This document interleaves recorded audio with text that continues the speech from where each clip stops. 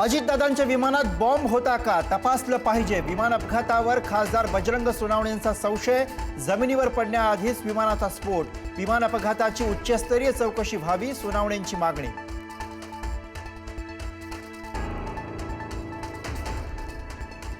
अजितदादांच्या विमान अपघाताचा जे कोणी राजकारण करण्याचा प्रयत्न करतात ते अत्यंत चुकीचं।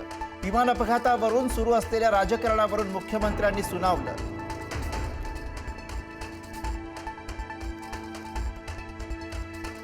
अजित पवारांच्या खासगी सचिवाची सीआयडी कडनं चौकशी। प्रवासाचं नियोजन कुणी कसं केलं याबाबत चौकशी। 28 जानेवारीच्या अजित पवारांच्या बारामती दौऱ्याबाबत जाणून घेतली माहिती।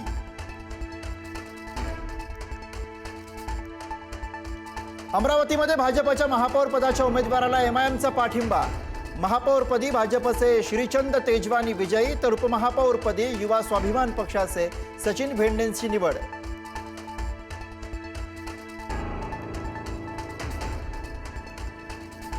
संभाजीनगरच्या महापौरपदासाठी समीर राजूरकरांची नावाची घोषणा, तर उपमहापौरपदासाठी राजेंद्र जंजाळ यांचं नाव जाहीर। जंजाळ यांच्या नावाच्या घोषणेमुळे मंत्री संजय शिरसाठ नाराज।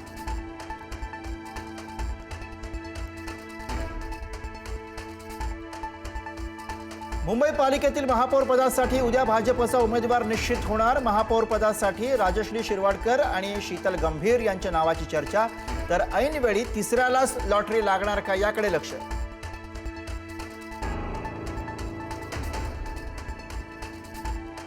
मुंबई महापालिकेच्या महापौर निवडणुकीसाठी दोन्ही राष्ट्रवादी देणार भाजपला पाठिंबा। निवडणुकीपूर्वी भाजप नेत्यांनी राष्ट्रवादीला केलेला कडाडून विरोध।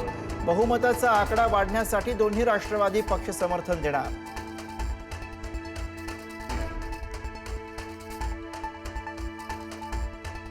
पिंपरी चिंचवडच्या महापौरपदी भाजपच्या रवी लांडगेंची बिनविरोध निवड, तर भाजपच्या शर्मिला बाबर यांची उपमहापौरपदी निवड।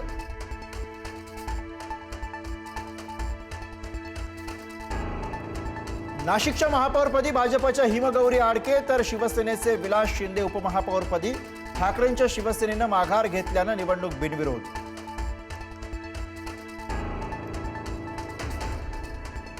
कोल्हापूरच्या महापौरपदी भाजपच्या रूपाराणी निकम। भाजपच्या रूपाराणी निकम यांना 46 मतं, तर काँग्रेसच्या सचिन शेंडेंना 35 मतं।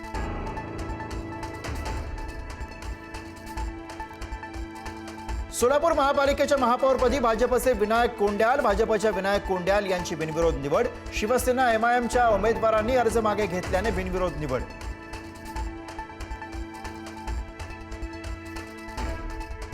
राज्यातील 12 जिल्हा परिषदा आणि त्या अंतर्गत येणाऱ्या पंचायत समित्यांसाठी उद्या मतदान।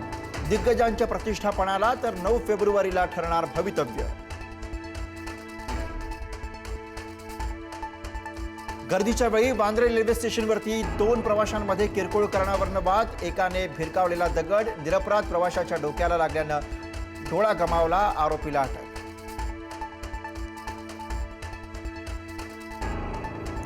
आरबीआयचे पतधोरण जाहीर। व्याजदर जैसे थे, व्याजदरामध्ये कोणताही बदल नाही। व्याजदर 5.25% स्थिर।